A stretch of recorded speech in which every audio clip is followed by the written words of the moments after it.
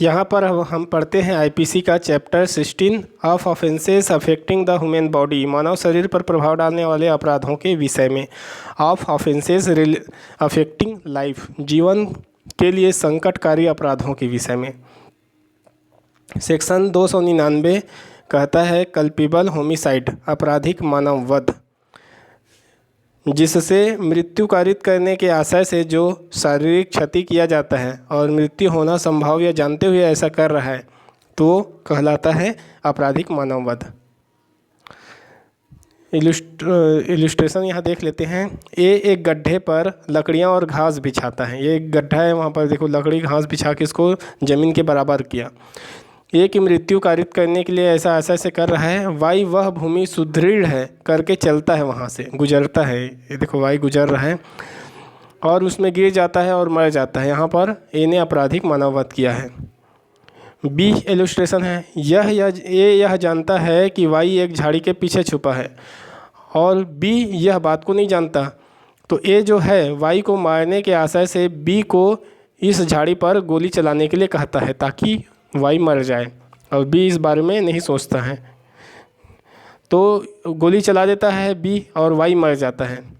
तो यहाँ पर ए आपराधिक मानव वध का दोषी है और बी यहाँ अपराध ना किया हो भले, क्योंकि बी तो झाड़ी पर गोली चला रहा हूँ करके सोच के लगाता है। तो यहाँ पर ए ने किया है आपराधिक मानव वध। देखिए यहाँ पर ये वाई झाड़ी के छिपे बैठा है या छुपा है और ए बी को गोली चलाने बोलता है। अब देखते हैं इलस्ट्रेशन सी। ए एक मुर्गे को मार कर चुराने हेतु गोली चलाता है। गोली बी को अनजाने में लग जाता है ना। ये तो केवल मुर्गा को मार कर चुराना चाहता था लेकिन नहीं जानता था कि पीछे बी है और बी को गोली लग जाता है। ए यहाँ दोषी नहीं है मानव वध का, क्योंकि चुराने का दोषी है, वो नहीं जानता था बी को। अब एक्सप्लेनेशन पहला ये है कि जो कि किसी विकार या रोग या अंग शैथिल्य से ग्रस्त है और मृत्यु त्वरित कर दे, मतलब ऐसे रोग के कारण उसका मृत्यु जल्दी मर जाए ऐसा परिस्थिति हो, और कोई उसको मार दे तो मृत्यु कारित किया है ऐसा कहलाएगा। दूसरा है शारीरिक क्षति से मृत्यु कारित करे को यदि उचित चिकित्सा से ठीक हो सकता था वो, है ना, तो भी मृत्यु कारित कहलाएगा।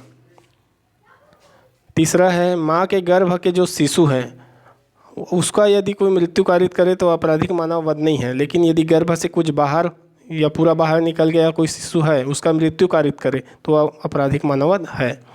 उसके बाद हम देखते हैं सेक्शन 300 मर्डर या हत्या। अपवादित दशाओं को छोड़कर यदि आपराधिक मानव वध बाकी हत्या है। अपवादित दशा को छोड़कर पहला यह है यदि मृत्यु कारित करने के आशय से किया गया हो। यदि मृत्यु कारित करने के आशय से किया है तो वो मर्डर है। सेकंड ये है कि शारीरिक क्षति के आशय से किया है, शारीरिक क्षति पहुंचाने, तो अपहानि से मृत्यु संभावना है ये जानते हुए किया है तब। और तीसरा थर्ड शारीरिक क्षति के आशय से किया है और प्रकृति के मामूली अनुक्रम में मृत्यु पर्याप्त है ये इस बात का ज्ञान था फिर भी हत्या है। चौथा मृत्यु कारित या शारीरिक क्षति आसन संकट हो और प्रतिहेतु के बिना या बिना एक्सक्यूज के किया हो तब भी हत्या है। इलस्ट्रेशन। वाई को मार डालने ए गोली चलाता है, परिणाम स्वरूप वाई मर जाता है तो ए ने हत्या किया है।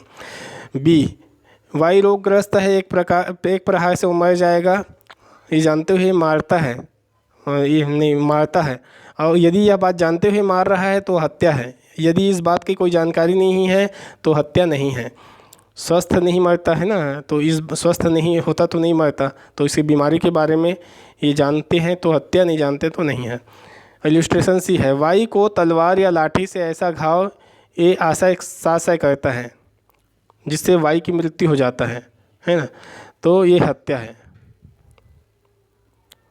प्रकृति के अनुक्रम में मनुष्य के मृत्यु हेतु पर्याप्त हो, मतलब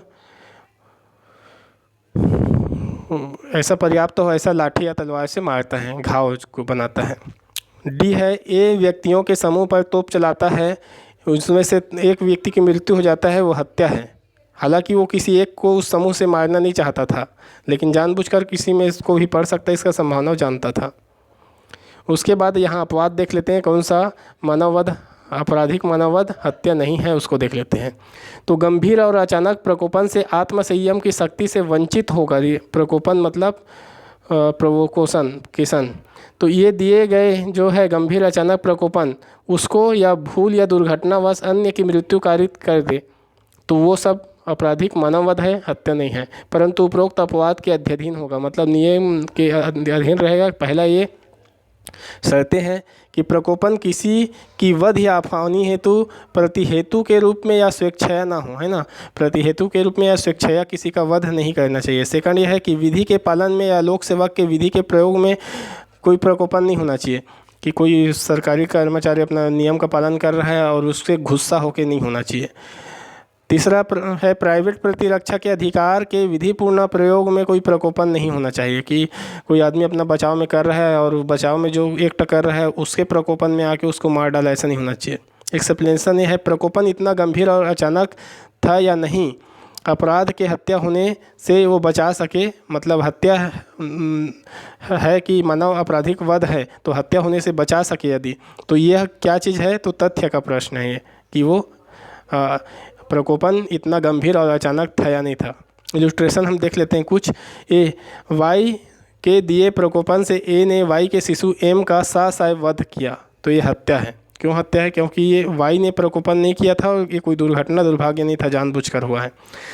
बी से इलस्ट्रेशन है वाई के दिए प्रकोपन से ए ने वाई पर पिस्तौल चलाया, तो वाई के दिए प्रकोपन से ए ने क्या किया, वाई पर पिस्तौल चला दिया, जिससे बाजू का अन्य व्यक्ति जो बैठा था वहाँ पर वो मर गया, तो ये हत्या नहीं है। हालांकि बाजू के व्यक्तियों को पड़ जाएगा ये सब, उसको संभावना ज्ञात नहीं था वाई को, ए को। इलस्ट्रेशन सी देखते हैं। वाई जो है बेलीफ है, बेलीफ मतलब जो बेल में रहते हैं उनको पकड़ने के लिए लोक सेवक है, उसके द्वारा ए को गिरफ्तार किया जाता है। इससे ए को तीव्र प्रकोपन आ जाता है, गुस्सा आ जाता है, तो वाई का वध कर देता है, तो ये हत्या है, क्योंकि लोक सेवक के विरुद्ध ये नहीं लागू होगा। डी कहता है कि वाई एक मजिस्ट्रेट है, तो ए को के साक्षी के रूप में ए को उसके समक्ष कोर्ट में प्रस्तुत होता है, ए साक्षी के रूप में। अब एक वाई कहता है कि मुझे ए की बात पर बिल्कुल विश्वास नहीं है, झूठ बोल रहा होगा, ऐसा कुछ बोलते हैं, तो ए को इस बात से प्रकोपन आ जाता है और वाई का वध कर देता है, तो यहाँ पर हत्या है, क्योंकि लोक सेवक अपने कार्य का निष्पादन कर रहा था।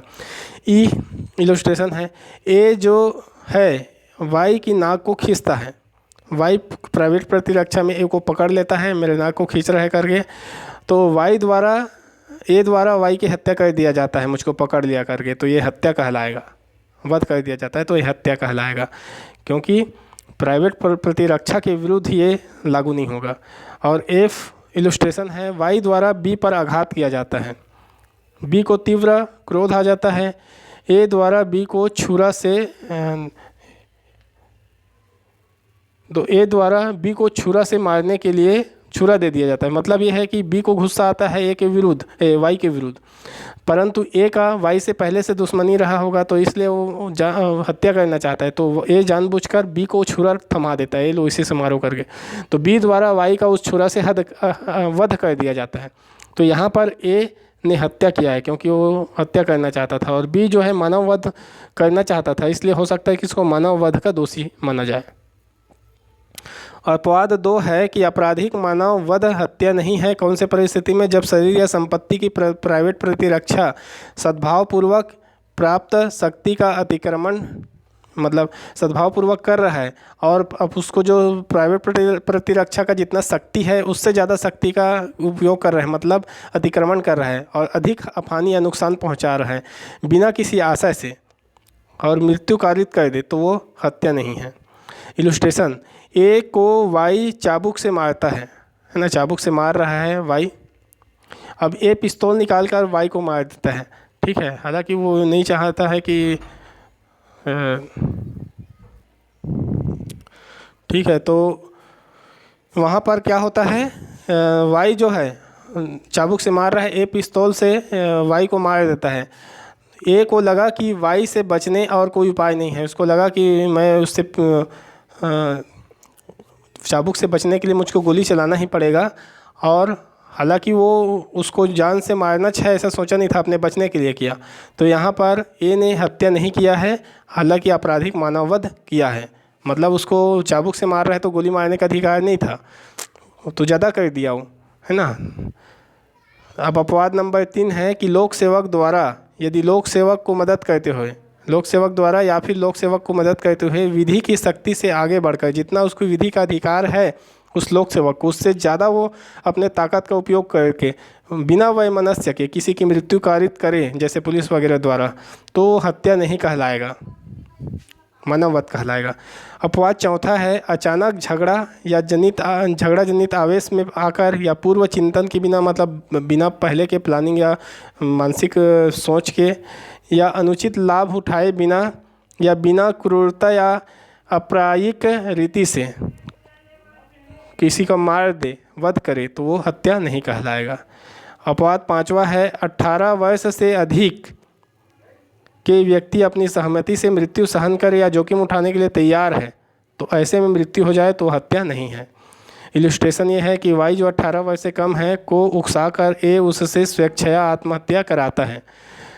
तो यहाँ पर हत्या का दुष्प्रेरक है, ये दुष्प्रेरण करने वाला है ए, और क्योंकि 18 वर्ष से कम के जो व्यक्ति है उसका जो सहमति अमान्य है, और मान लो इसमें 18 वर्ष से अधिक ने सहमति, जो जैसे 2 लोग हैं, लड़का लड़की है, दोनों सहमति से जहर खाने के लिए तैयार होते हैं, और उसमें से एक यदि जहर खा लेता है मर जाता है, एक ने दूसरे को खिलाया, दूसरे ने पहले को खिलाया, तो एक मर गया उसमें से, तो दूसरा जो है हत्या का दोषी नहीं है, आपराधिक मानववध का दोषी है।